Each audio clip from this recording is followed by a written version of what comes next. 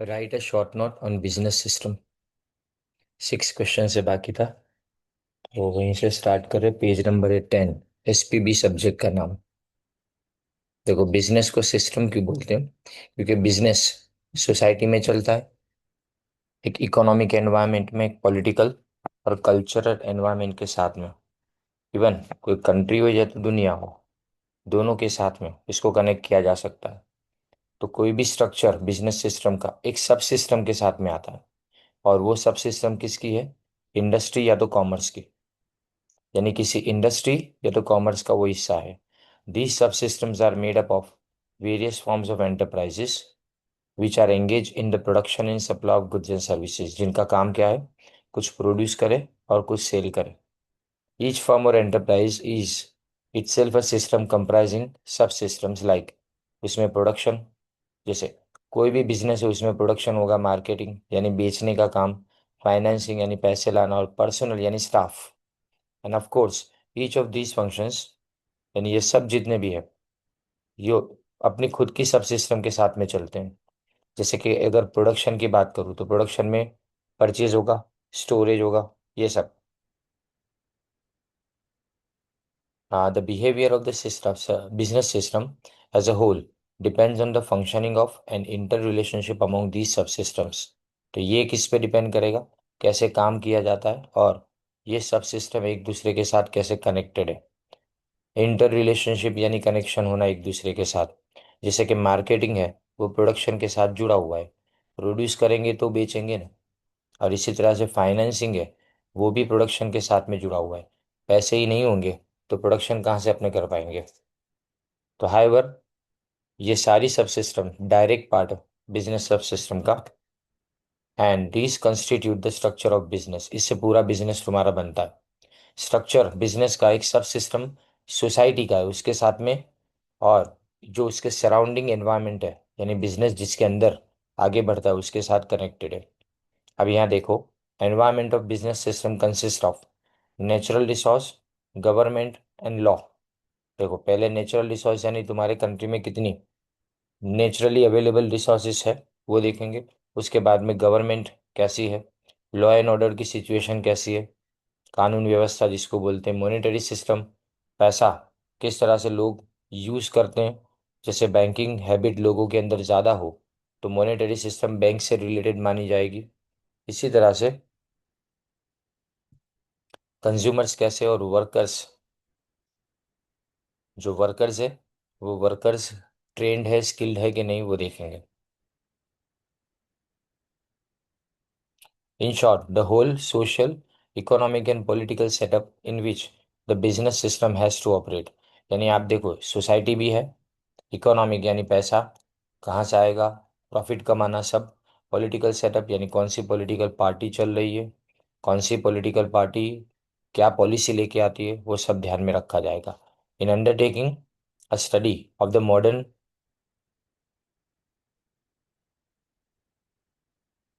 Modern business system we shall concern ourselves not merely with the structure of business.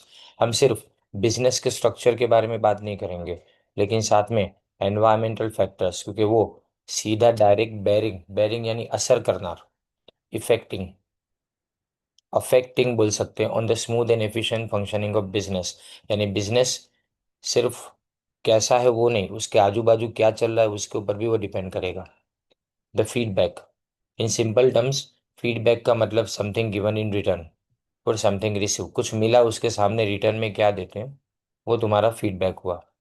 In a business system the feedback means the arrangement by which society gets various output.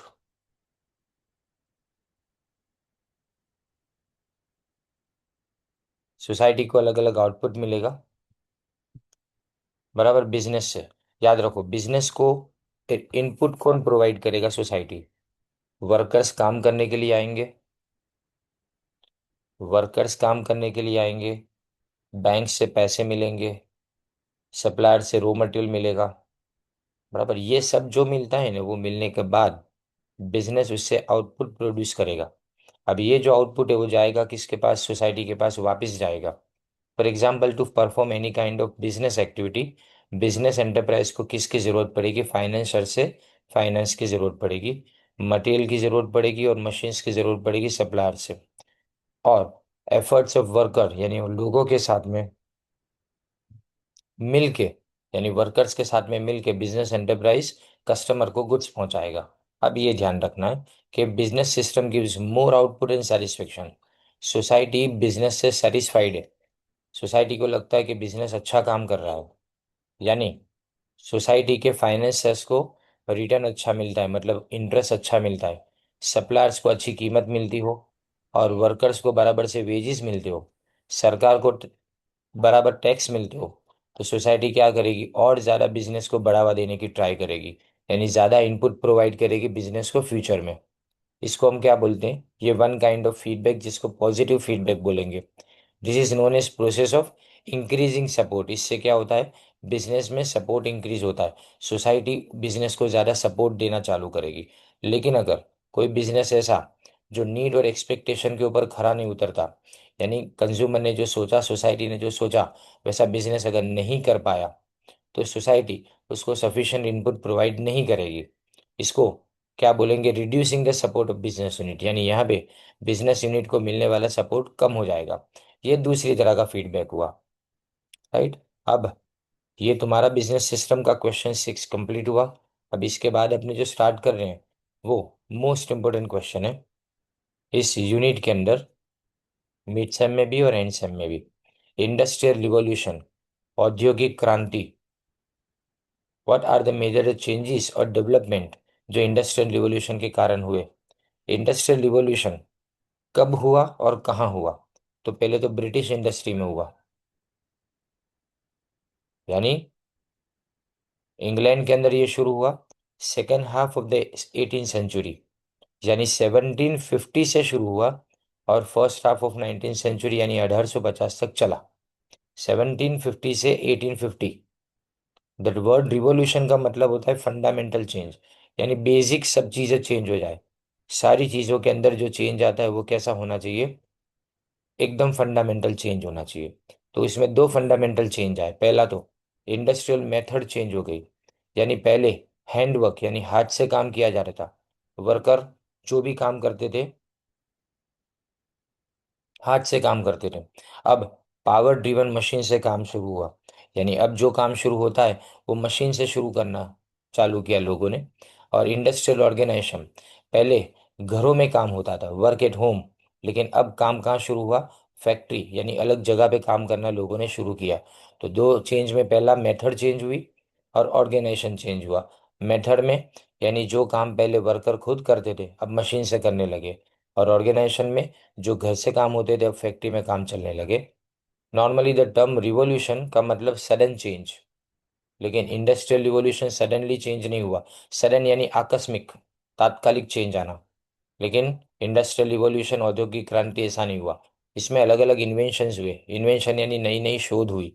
इसमें पहले तो spinning jenny, water frame, mule, power loom और machine lathe.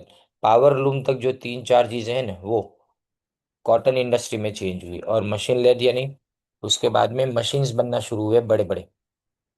अब छह changes जिसने Knowles ने बताया, Knowles writer का नाम है, the so called industrial revolution, उसमें छह बड़े चेंजेस हुए। ये याद रखना राइटर का नाम, एमसीक्यू की एग्जाम अगर होगी तो ये राइटर का नाम पूछते हैं कि नोल्स ने कितने चेंजेस बताए, या तो छह चेंजेस बताने वाला कौन। और development of all of which were independent interdependent. Interdependent यानी एक दूसरे पे डिपेंड करता है। दीज में भी समड अप, देखो ये सब एक दूसरे से कनेक्टेड है, जितने भी एक दो तीन चार जितने भी देखे सब। डेवलपमेंट ऑफ इंजीनियरिंग, सबसे पहले इंजीनियरिंग स्किल डेवलप हुई, इंजीनियर्स की जरूरत पड़ी क्योंकि मशीन डेवलप करने के लिए, टेक्सटाइल के लिए, या कोल माइनिंग में जमीन को खोदने के लिए, या फिर कोल माइनिंग यानी कोलसानी खान, और making, repairing, steam engine, Warad यंत्र, स्टीम से चलने वाले जो इंजन उसको बनाने और रिपेयर करने के लिए। और टूल्स और लोकोमोटिव, लोकोमोटिव यानी रेलवे का इंजन, उसको बनाने के लिए भी आपको इंजीनियर्स की जरूरत थी। तो ट्रेंड और स्किल्स इंजीनियर सफिशिएंट नंबर्स में चाहिए थे अगर रिवॉल्यूशन को कंप्लीट करना हो तो। फिर आयन मेकिंग, यानी जो काम होता था, ज्यादातर काम लोखंड से होता था, आयन से होता था। The work of engineers needs the sufficient quantity and good quality of ion. अच्छा आयन चाहिए। It needs revolutionary changes in the process and scale of ion making. Process of ion making का मतलब ion बनाने का तरीका, और scale यानी level, कितना बनाना है। जितना ज्यादा आयन बनेगा उतना ज्यादा अच्छा, क्योंकि आयन की जरूरत है जितनी थी लोगों को। फिर use of steam power in textile. अब पहले जो काम होता था वो मैन्युअल, हाथ से काम किया जाता था, लेकिन अब स्टीम पावर से काम करना शुरू किया।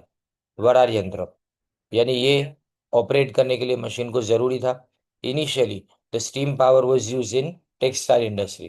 पहले टेक्सटाइल में शुरू किया उसका यूज करना, लेकिन बाद में उसको वुल में फ्लास्क बनाना, फ्लास्क बनाना, फ्लास्क का मतलब होता है बर्तन बनाना मिट्टी के, और सिल्क इंडस्ट्रीज में उसको यूज करा गया। फिर यूज ऑफ केमिकल इंडस्ट्रीज। अब टेक्सटाइल इंडस्ट्री में आपको ब्लीचिंग चाहिए। ब्लीचिंग यानी कलर वाइट कर देना, डाइंग कलर करना, फिनिशिंग और प्रिंटिंग के लिए this process is require chemicals. So chemical industries का डेवलपमेंट करना भी बहुत जरूरी था। फिर development of coal mining. Coal iron और स्टील बनाने के लिए चाहिए। इंजीनियरिंग कितनी भी अच्छी क्यों ना हो, लेकिन कोल जब तक ना मिले तब तक कोई काम आगे नहीं बढ़ पाएगा। तो coal should be available in the form of coke. Coal जो है यानी कोयला जो है, उसको हवा की एब्सेंस में, हवा ना हो वैसी जगह पे अगर गर्म किया जाए तो उसके बाद कोक बनता है। वो भी कोयले जैसा दिखेगा, लेकिन उसके अंदर है ना आपको छोटे छोटे होल्स दिखेंगे। इसलिए कोक जो है ना वो यूज करना जरूरी था। कोल, कोल से पहले कोक बनाया जा रहा था, और कोक को यूज करके आयरन और स्टील प्रोड्यूस किया जा रहा था।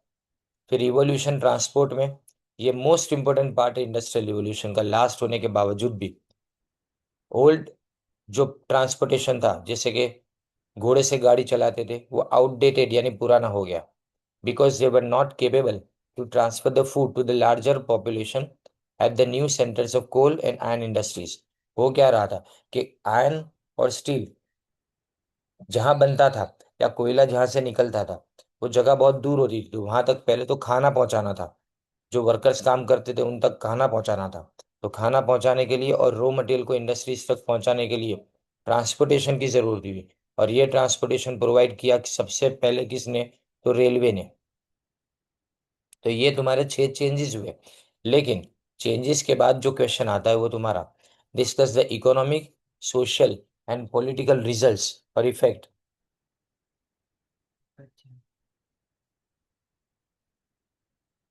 और कॉन्सिक्वेंसेस, कॉन्सिक्वेंसेस यानी परिणाम, रिजल्ट, आगे लिखा है ये सब इंडस्ट्रियल रिवॉल्यूशन का।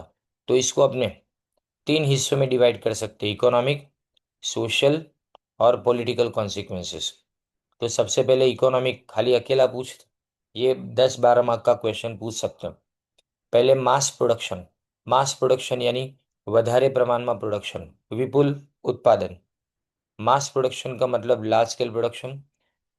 Before industrial revolution, the methods of production were more or less direct। Direct का मतलब एक चीज बनाने के लिए इंसान, पूरी की पूरी चीज एक ही इंसान बनाता था, अलग अलग लोग नहीं बनाते थे। यानी पहले से लेके आखिर तक सब एक ही इंसान बनाता था। लेकिन अब इनडायरेक्ट हो गई मेथड, और राउंड अबाउट यानी एक चक्कर में घूमने लगी। During the industrial revolution more priority, priority यानी प्रेफरेंस या तो प्राथमिकता, was given to the production of capital goods. यानी किसको ज्यादा ध्यान दिया गया, किसके ऊपर? कैपिटल गुड्स को प्रोड्यूस करने के ऊपर, यानी मशीन के ऊपर ज्यादा ध्यान दिया गया, instead of consumer goods. This has increase the scale of production. इससे प्रोडक्शन का स्केल इंक्रीज हुआ, यानी प्रोडक्शन ज्यादा होने लगा। प्रमाण के वाई स्केल यानी लेवल ऑफ प्रोडक्शन। अब ग्रोथ ऑफ कैपिटलिज्म। अब कैपिटलिज्म यानी मूढ़ीवाद, पैसे वाले लोगों का जमाना स्टार्ट हुआ। Due to industrial revolution, natural economy यानी कुदरती जो थी, वो अब कैपिटलिस्ट इकोनॉमी हो गई।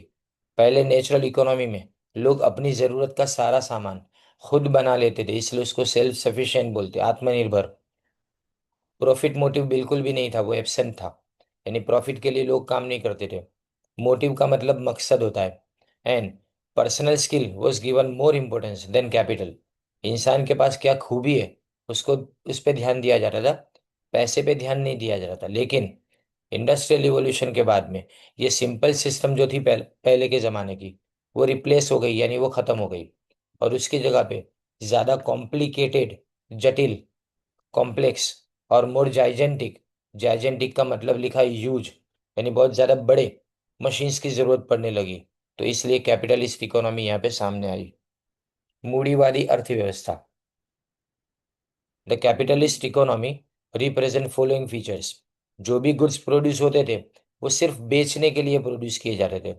सेल्फ कंजम्पशन, यानी खुद के यूज के लिए, खुद के इस्तेमाल के लिए नहीं।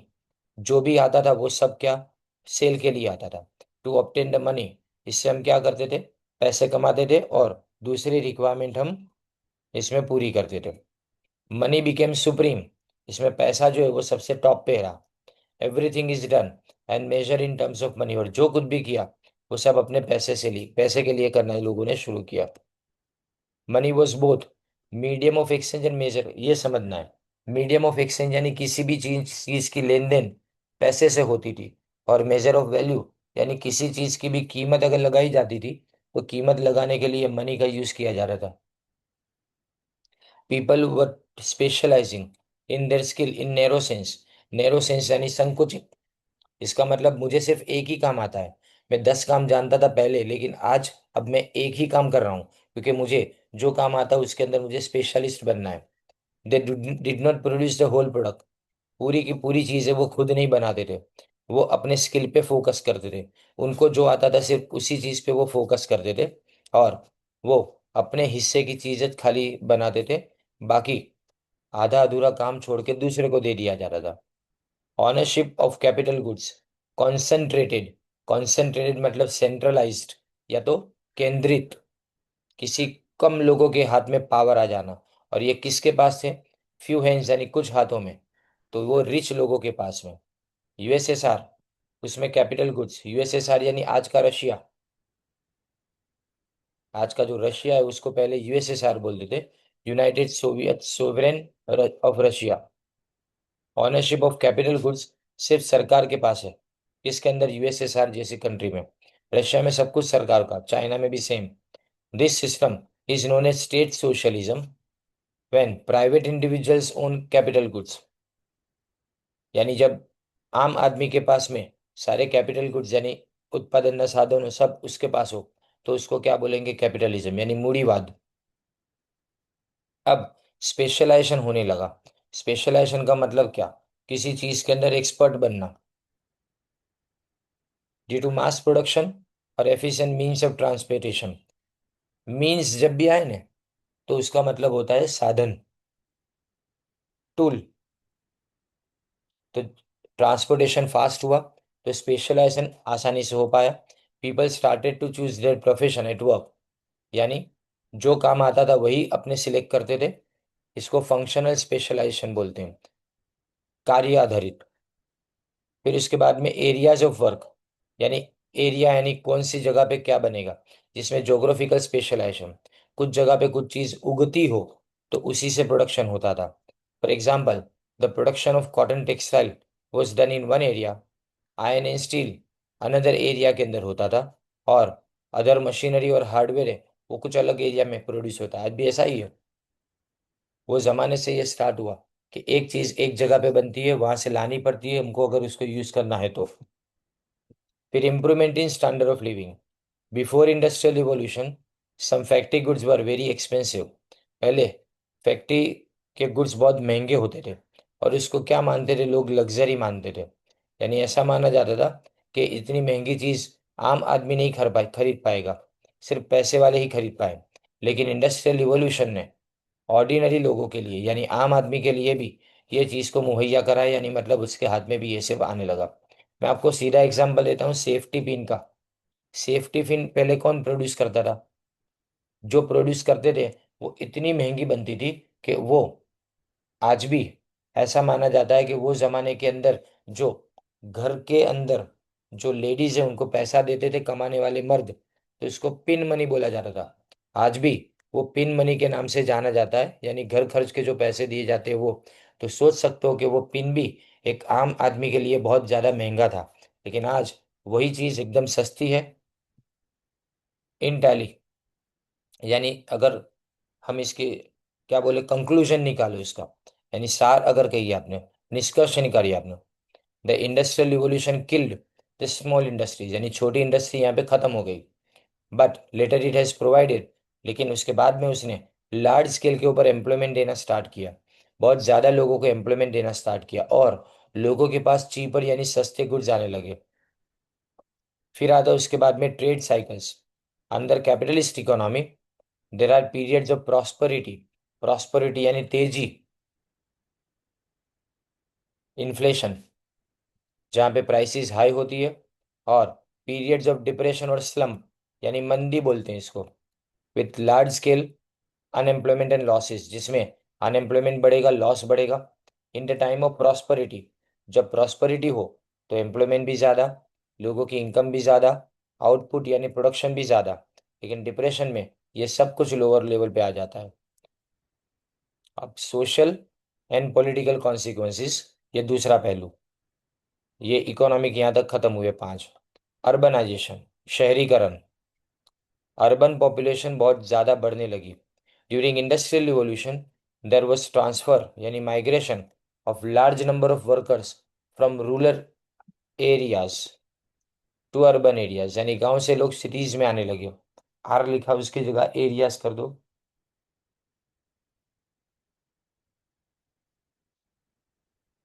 लोग जॉब की सर्च में यहाँ पे आने लगे, तो अर्बन पॉपुलेशन बढ़ने लगी। फिर स्लम एरिया, आज भी तुम कुछ दुकानों पे देखोगे ना, सोनी की दुकानों पे, तो वहाँ लिखेंगे फलाने सोनी, उसके बाद में लिखेंगे गांव का नाम कि कौन से गांव से ही आए हो। आज भी गुजराती लोग जब अपनी कंकोत्री प्रिंट कराते हैं शादी के टाइम पे, तो लिखेंगे कि अपने पहले कौन से गांव में रहते थे। तो सोच सकते हैं अपने यहाँ पे कि कितना सिटी एरिया में माइग्रेशन हो रहा था उस टाइम पे। स्लम एरियाज यानी झुपड़पट्टी। With industrial revolution large number of workers, वो विलेज से टाउन्स में आए, यानी गांव से सिटीज में आना शुरू हुए जॉब की तलाश में।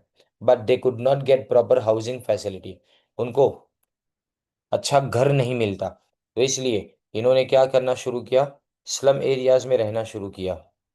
इन slum areas workers are compelled, compelled का मतलब यानी फोर्स्ड, जोर जबरदस्ती, यानी उनको है ना मजबूरी में, कंपेल का मतलब मजबूरी लिख सकते हो, compel to live in extremely insanitary, यानी लिखाई है भी मीनिंग उसका, अनक्लीन एंड डर्टी कंडीशंस के अंदर आपको रहना पड़े। This has adverse effects on the health and efficiency of workers, और इससे वर्कर की हेल्थ और एफिशिएंसी खराब होती है, एडवर्स इफेक्ट होती है उसके ऊपर।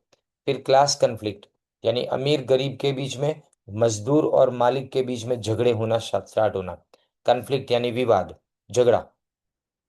વર્કર્સ का एक्सप्लोटेशन, यानी कामदारों शोषण થવાનું ચાલુ થયું।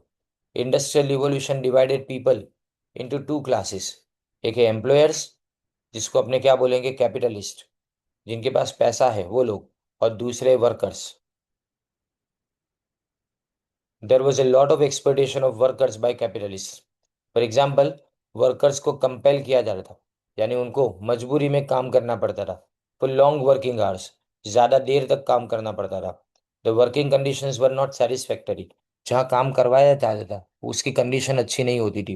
वेजिस बहुत कम, पगार बहुत कम दिया जा रहा था, इसलिए क्लास कन्फ्लिक्ट आता था वर्कर्स और कैपिटलिस्ट के बीच में, यानी काम करने वाले और काम देने वाले लोगों के बीच में कन्फ्लिक्ट शुरू हुआ।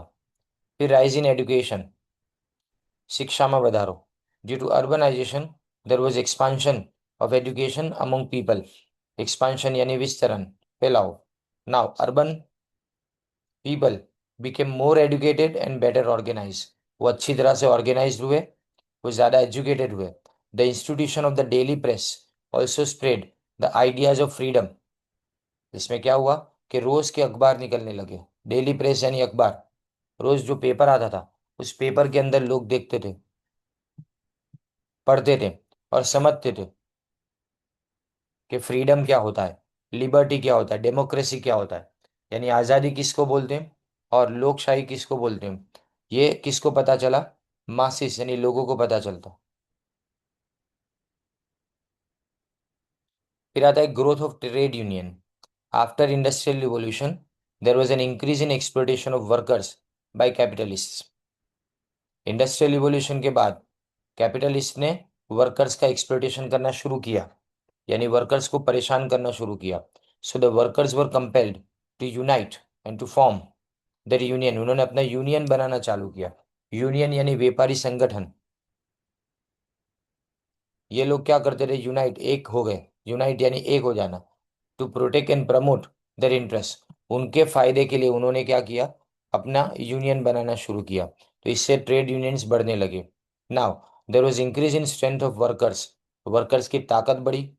गवर्नमेंट को मजबूरन लेबर लेजिस्लेशन यानी कानून बनाने पड़े, लेजिस्लेशन यानी कानून बनाने पड़े, लॉज बनाने पड़े to protect the interest of workers. Now trade unions began to negotiate with employees on equal terms, यानी दोनों सामने सामने बैठ के बातचीत करने लगे, वर्कर्स के साथ में नेगोशिएट, नेगोशिएट यानी वाटाघाटो करवानी शुरू थी, यानी बातचीत शुरू हुई।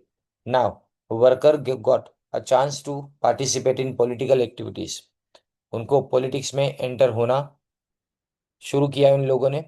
ब्रिटेन के अंदर लेबर पार्टी वो पावर में आई, जिसका प्राइम मिनिस्टर विंस्टन चर्चिल, जिसके दौरान इंडिया को और बाकी सारे नेशन को इंडिपेंडेंस मिला, was organised by the trade union to win political power.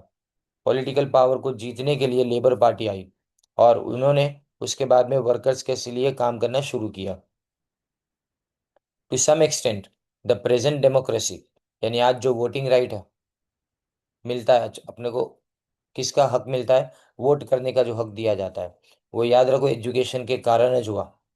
और वो भी किसने लाया, इंडस्ट्रियल रिवॉल्यूशन ने। At present the workers in the industrialise countries are in better position and they are able to enjoy a good standard of living, यानी आज जो है वर्कर्स जो बड़ी कंट्रीज के अंदर है वो अच्छे कंडीशन में है। उनके लिए बहुत ज़्यादा अच्छे अच्छे कानून बनाए गए और उनका स्टैंडर्ड ऑफ लिविंग बहुत ज़्यादा अच्छा है बाकी सारी कंट्रीज के कंपैरिजन में। यहाँ तुम्हारा फर्स्ट यूनिट कंप्लीट होता है। अब मैं सेकेंड यूनिट स्टार्ट कर रहा हूँ, बिजनेस कॉम्बिनेशंस। लेकिन इसमें अपने जो पहले ये क्वेश्चन जो बड़ा क्वेश्चन है इसको मैं स्टार्टिंग में अभी नहीं करा रहा हूँ ऐसे ऑनलाइन में, पर मैं दूसरा क्वेश्चन कराऊंगा जो इजी है।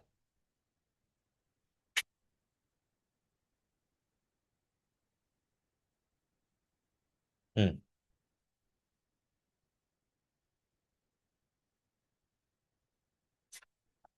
देखें, ये है टाइप्स ऑफ कॉम्बिनेशन, प्रकार, कॉम्बिनेशन यानी संगठन, उसके टाइप्स देखने हैं। तो पहले horizontal combination. Horizontal combination is the result of horizontal integration. Integration यानी जोड़ान, कॉम्बिनेशन का दूसरा नाम है इंटीग्रेशन, जुड़ जाना किसी के साथ में। Horizontal integration means combination of plant at same stage of production, underline करना इसको, या तो सेम प्लेन के अंदर एक ज लेवल पे जो लोग काम करते हो, वो लोग, जैसे यहाँ पे चार अलग अलग मिल है, डायग्राम में देख सकते हो। जैसे स्टील मिल चारों चार वो एक साथ में कंबाइन हो जाती है अपनी प्रोडक्ट को मार्केट में बेचने के लिए। शुगर सिंडिकेट और एसोसिएटेड सीमेंट कंपनी, एसीसी।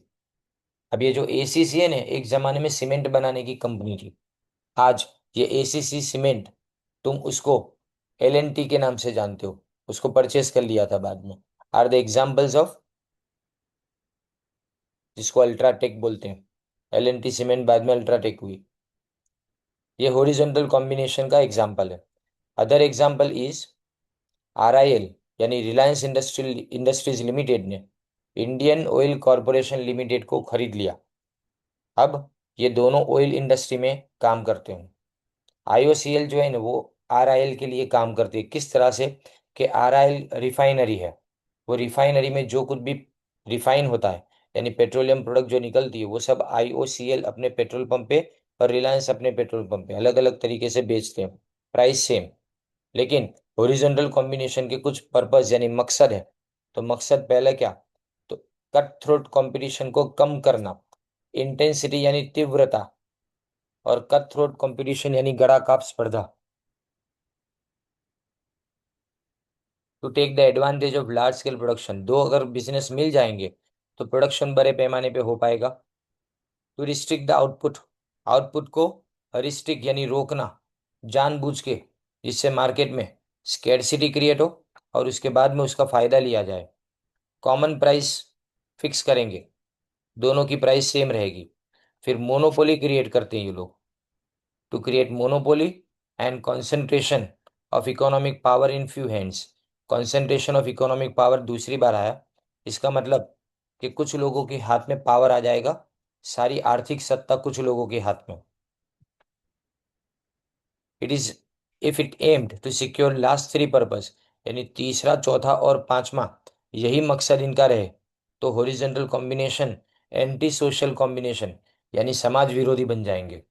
ये गलत है, ये नहीं होना चाहिए, लेकिन फिर भी हो रहा है। फिर देखो वर्टिकल कॉम्बिनेशन, सीक्वेंस प्रोसेस या इंडस्ट्री कॉम्बिनेशन, प्रक्रिया अलग अलग स्टेप्स उसको साथ में लिया जाता है। देखिए vertical combination is the result of vertical integration. Vertical integration, vertical जोड़ान, वर्टिकल यानी इस तरह से अलग अलग चीजें बनाने वाली, अलग अलग प्रोसेस में होने वाली कंपनी साथ में मिलके मार्केट में अपनी फाइनल प्रोडक्ट को बेचेंगे। जैसे समझो कि मैं खाली पेपर बना रहा हूँ, कोई पेपर के अंदर से नोटबुक बना रहा है, कोई उसके ऊपर का प्रिंटिंग कर रहा है। तो ये तीनों तीन अलग अलग प्रोसेस में आने वाले लोग अगर कंबाइन हो जाए तो ये सक्सेसिव स्टेज में कंबाइन होते हैं, यानी आने वाले स्टेज के अंदर वो कंबाइन होते हैं। तो इसको सेम इंडस्ट्री, इंडस्ट्री सेम है। यहाँ देखो सबके सब कॉटन वाले, मैंने जो एग्जांपल दिया सबके सब पेपर वाले लोग। In such industry the material passes through series of processes, और वो अलग अलग फॉर्म इसको कंट्रोल करती है। इन द गिवन डायग्राम, यहाँ आप देख सकते हो कि टेक्सटाइल इंडस्ट्री में किस तरह से अलग अलग, पहले जिनिंग यानी कॉटन रुई में से जो बारीक रेसे निकालने वाला, फिर उसके बाद में उसको स्पिन किया जाता है, स्पिन करने के बाद उसमें से थ्रेड बनाया जाता है, फिर उसके बाद में उसमें से कपड़ा बनाया जाता है वेविंग के अंदर, और ब्लीच किया जाता है उसको। ब्लीच करना है नहीं, उसको बिल्कुल प्योर वाइट बना देना। वर्टिकल इंटीग्रेशन दो तरह से होता है, फॉरवर्ड भी और बैकवर्ड भी। ध्यान देना इस पे। फॉरवर्ड इंटीग्रेशन यानी जब मैन्युफैक्चर कंट्रोल करना चाहता है मार्केटिंग के ऊपर, मैं बना रहा हूं लेकिन मैं बेचने वाले पे कंट्रोल करना चाहता हूँ, यानी मेरे बाद आने वाले पे कंट्रोल करना चाहता हूँ, वो फॉरवर्ड। बाद में आने वाले पे कंट्रोल करना हो तो वो फॉरवर्ड इंटीग्रेशन। मेरे पहले जो है उसके ऊपर मुझे कंट्रोल करना हो तो वो बैकवर्ड इंटीग्रेशन। यानी यहाँ पे प्रोडक्ट को बनाने वाला प्रोडक्ट को बेचने के वाले के साथ में कॉम्बिनेशन बनाए, तो ये फॉरवर्ड इंटीग्रेशन हो गया। तो यहाँ पे रिटेल शॉप भी ऑर्गेनाइजेशन में ऐड कर देगा। In other words, the manufacturer makes a combination with marketing organisation, यानी जो बनाने वाला है वो बेचने वाले के साथ में कॉम्बिनेशन बनाए।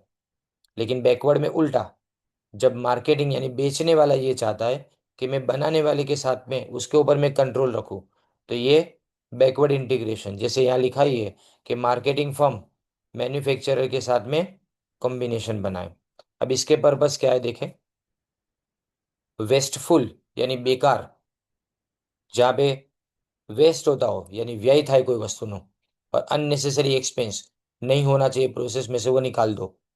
टू एलिमिनेट दूर करना, द मिडल मैन कोई भी जो बीच वाले लोग हैं इसको यहाँ से हटाना है, between various units. To take advantage of marketing, advertising and transport, यानी आपको मार्केटिंग भी करना है, एडवर्टाइजिंग भी और ट्रांसपोर्ट भी, ट्रांसपोर्ट तीनों तीन चीज़ें। और यहाँ आगे लिखा गया है सूटेबिलिटी कहाँ कहाँ पे, तो जब फिनिश गुड्स एक फर्म की दूसरे फर्म के लिए रॉ मटेरियल बन जाए तो इस तरह का कॉम्बिनेशन ज़्यादा सूटेबल होता है। यानी मतलब मैं जो बना रहा हूँ तुम उसको रॉ मटेरियल की तरह से यूज़ करते हो, तो मेरी प्रोडक्ट तुम यूज़ करना चालू करो, तो ये हो गया तुम्हारे लिए वर्टिकल कॉम्बिनेशन का सबसे suitable example. One process is complementary to other process, complementary यानी सहाय कारक, सपोर्टिंग, एक प्रोसेस दूसरे प्रोसेस को सपोर्ट दे रहा है। और the balance in the production is very much important. मतलब मार्केट में टाइम टू टाइम चीजें जानी चाहिए। अगर एक आदमी ने प्रोडक्शन करना बंद कर दिया तो इसके बाद में आगे सबका सब रुक जाएगा। अगर ऐसा हो तब आपको इसी तरह का कॉम्बिनेशन बनाना पड़े। फिर इसके बाद देखो लेटरल कॉम्बिनेशन, यानी कोई किसी के साथ भी कॉम्बिनेशन बनाए वो लेटरल। पर यहाँ पे नॉर्मली बिजनेस के अंदर भले प्रोडक्ट अलग हो लेकिन कोई ना कोई एक कॉमन लिंक उसके अंदर जरूर होती है। एक कॉमन लिंक होगी, वो याद रखना है इसके अंदर। Lateral combination is the result of lateral integration. Lateral integration का मतलब उन फॉर्म्स का कॉम्बिनेशन जो डिफरेंट काइंड्स ऑफ प्रोडक्ट को प्रोड्यूस करे। Such products are different but still they are allied. Allied यानी ज्वाइन, एक दूसरे से कोई ना कोई तरह से जुड़ी हुई है। जैसे यहाँ पे देखो प्रिंटिंग प्रेस, तो इंक और पेपर बनाने वाले एक दूसरे से जरा भी कांटेक्ट में नहीं है, लेकिन ये दोनों की प्रोडक्ट कॉमनली कहाँ पे यूज होती है? प्रिंटिंग प्रेस में यूज होती है। इसी तरह से कार्डबोर्ड, कार्डबोर्ड यानी पुट्ठा जो कवर बनाने के लिए चला जाता है। और टाइप्स यानी जो अल्फाबेट्स है ना उसको टाइप्स बोला जाता है। प्रिंट करने से पहले सारे अल्फाबेट अरेंज करने पड़ते हैं। जैसे एस सच अगर लिखना हो तो मुझे एस लिखना, एस का अल्फाबेट होगा उसको चिपकाना पड़ेगा, यू सी एच उसको चिपकाना पड़ेगा। ये सब एक दूसरे से डायरेक्टली कनेक्टेड नहीं है, लेकिन प्रिंटिंग प्रेस के कारण ये चारों चार चीजें एक दूसरे से कनेक्टेड है। इसको कन्वर्जेंट बोलेंगे।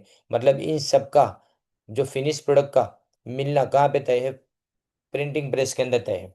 यानी ये लोग जो बनाते हैं उसको प्रिंटिंग प्रेस रॉ मटेरियल की तरह से यूज करता है। मतलब सारे लोग एक जगह पे आके मिल जाते हैं। अगर सब लोग एक जगह पे आके मिल जाए तो इसको कन्वर्जेंट बोला जाएगा। लेकिन एक का प्रोडक्शन बाकी दूसरे लोग रॉ मटेरियल की तरह से यूज करें, यहाँ पे सबको एक जगह मिलाना है। यहाँ पे एक ने जो बनाया वो सब लोग यूज कर रहे हैं, तो इसको डाइवर्जेंट बोला जाएगा। तो देखो convergent, it happens when various firms combine with a major firm to supply major firm's requirement of raw material. In other words, यानी एक का आउटपुट बाकी सबका इनपुट बन जाएगा। फॉर एग्जाम्पल वेरियस फर्म जो पेपर बनाती है, ink, type, cardboard, printing machinery, ये सब प्रिंटिंग प्रेस से कंबाइन है। डाइवर्जेंट में यानी एक सप्लायर है, वो रॉ मटेरियल सप्लाई करता है और उसको उसके रॉ मटेरियल को यूज करने वाले बहुत सारे लोग हैं, तो ये डाइवर्जेंट हो गया। जैसे स्टील मिल, वो सप्लाई करेगी स्टील किसको? वेरियस फर्म जो प्रोड्यूस करेगी tube, machine, engineering goods, building material और लोकोमोटिव यानी ट्रेन के इंजन। अब डायगोनल यानी सर्विस कॉम्बिनेशन। डायगोनल कैसे होता है? यानी एक मेन लाइन प्रोडक्शन की और बाकी सब जो सपोर्ट करने वाले वो सेम। जैसे एक एग्जांपल देता हूँ, कार मैन्युफैक्चरिंग कंपनी डीलर के साथ में और बैंक के साथ में लोन के लिए, यहाँ पे एग्जांपल वही दिया है। पहले एमएस यूनिवर्सिटी ने बैंक ऑफ बड़ौदा के साथ में, आज भी फीस कलेक्शन इसी तरह से होता है। Bank of Baroda he fees collect करती है एमएस यूनिवर्सिटी के लिए। और ये दोनों का कॉम्बिनेशन, अब दोनों अलग अलग है देखो, पर एक की सर्विस दूसरा यूज कर रहा है तो इन दोनों के बीच में कॉम्बिनेशन हुआ। मारुति सुजुकी और एसबीआई का कार लोन के तरह। Similarly industrial enterprise repair work combine करते हैं। जैसे आप सर्विस में जहाँ से परचेस करते हो वहाँ सर्विस के लिए भी गाड़ी रखने जाते हैं ना अपने, तो वो हो गया अपने लिए कौन सा? सर्विस रिपेयर वर्क के लिए।